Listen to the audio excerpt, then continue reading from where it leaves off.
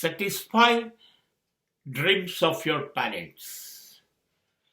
મને એવું લાગ્યું છે કે આ પૃથ્વી ઉપર જો કોઈ પણ એક જ કાર્ય કરવાનું હોય મારે, તો હું એવું વિચારીશ કે હું માત્ર આ પૃથ્વી ઉપર એટલા માટે આવ્યો છું કે હું મારા મા બાપના સ્વપ્ન પૂરા કરી શકું.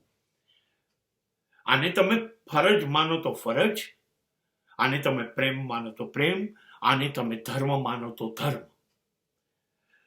સૌથી મોટો ઉપકાર છે આ લોકોનો કે એણે આપણને તક આપી. એણે આપણને દુનિયામાં સાબિત થવા માટેનો એક પાસપોર્ટ આપ્યો. એણે અમને અસંખ્ય પીડા ભોગવી, અને એવું કશું ન હોય તો પણ એણે આપણને જગ્યા આપી. જા બેઠા. અને એમાં એનો કોઈ સ્વાર્થ નહોતો. નિસ્વાર્થ ભાવે પીડા ભોગવીને એણે આપણને તક આપી. હવે આપણા હાથમાં છે.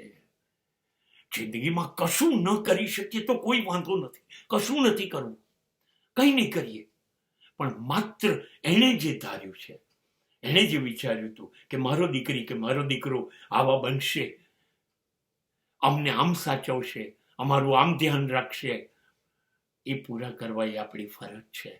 એટલું કરીશું ને તો બાકીનું બધું તમારા માટે ઈશ્વર કરશે. કેમ કે કહેવાય છે મા બાપ જ ઈશ્વર છે ને, તો પછી એના આશીર્વાદ તમારું બધું જ કરશે.